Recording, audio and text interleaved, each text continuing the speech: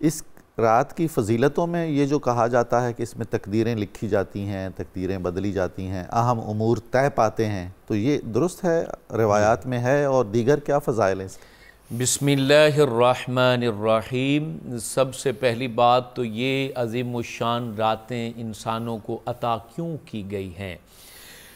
اللہ رب العالمین چونکہ بندے کو معزز بنانا چاہتا ہے، اللہ تعالیٰ نے اس کی تخلیق پر ناز فرمایا ہے، اور اللہ نے واضح طور پر یہ قرآن میں فرمایا ہے وَلَقَدْ كَرَّمْنَا بَنِي آدم، میں نے حضرت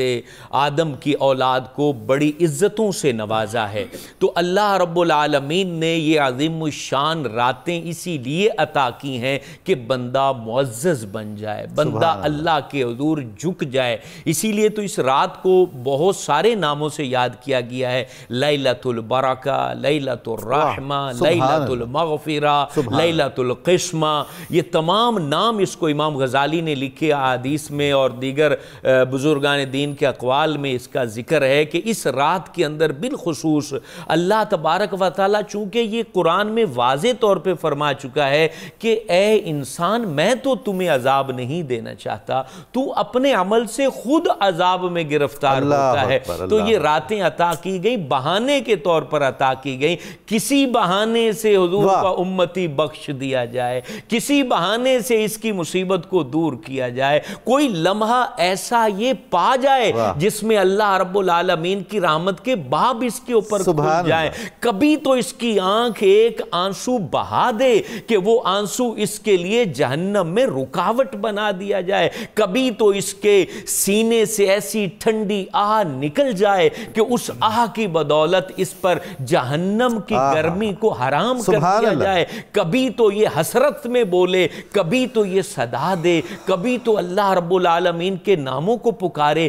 کبھی تو ایسی تنہائی میں بیٹھ کر یہ بولنے والا ہو یا رحمان یا رحیم یا حنان یا منان یا دیان یا سبحان یا ذا الجلال والاکرام یا رب العالمین یا اکرم الاکرمین، یہ باتیں کبھی تو وہ بولے، تو یہ راتیں عطا کی گئی ہیں۔ اے بندے تیری شب و روز خطاؤں میں گزرے ہیں تو کوئی بات نہیں، ابھی آ جا، آج کی رات آ جا، تیرے لیے آسمان دنیا پر رحمتوں کی صدائیں دی جا رہی ہیں، تجھے پکارا جا رہا ہے، تیری مصیبتوں کا مداوع کرنے والا رب، تجھے آزمائشوں سے نکالنے والا رب، تجھے جو بیماریوں سے شفا دینے والا رب، تجھے جنت عطا کرنے والا رب تجھے اس رات میں پکار رہا ہے، اس کی رحمت صدا دے رہی ہے، اے میرے بندے آ جا، اے خطاؤں سے لتھڑا ہوا وجود آ جا، تجھے پاک کر دیا جائے، تیرے دل کو حسرتوں سے پاک کر دیا جائے، تیری سوچوں کو منور کر دیا جائے، تیرے لیے عافیت کے باب کھول دیے جائیں۔ تو یہ اللہ رب العالمین کی کرم نوازیاں ہیں جو شب براعت میں نظر آتی ہیں، اور سعادت مند روئے ہیں، سعادت مند بدن ہیں، سعادت مند دل ہیں، سعادت مند دامن ہیں،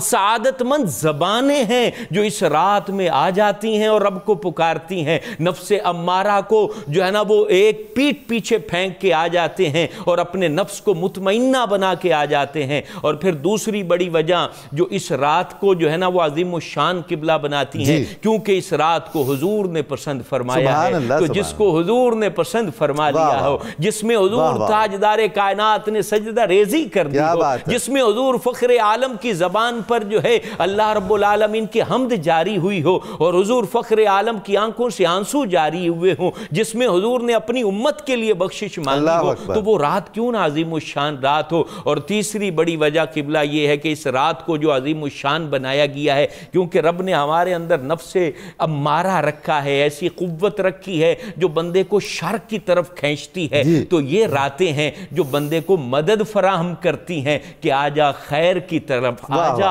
اور خیر کو طلب کر جا اور خیر والا بن جا اور خیر میں مگن ہو جا اور خیر کے دریا میں غوطہ زن ہو جا۔ تو قبلہ ڈاکٹر صاحب آج کی رات یہی عظیم الشان رات ہے، دو عظمتوں میں جڑی ہوئی آج کی جو رات آئے گی، ایک تو شب برات بھی ہے اور پھر جمعہ کی رات بھی ہے۔ جو نصیب والے ہوں گے وہ جاگیں گے اور اللہ کو منائیں گے، جیسے حضرت علی نے کہا جو اس رات کو زندہ کر لے یعنی جاگ کے عبادت میں گزار لے، رب اسے اپنا مقرب بندہ بنا لیتا ہے۔ سبحان اللہ، سبحان اللہ، بہت شکریہ۔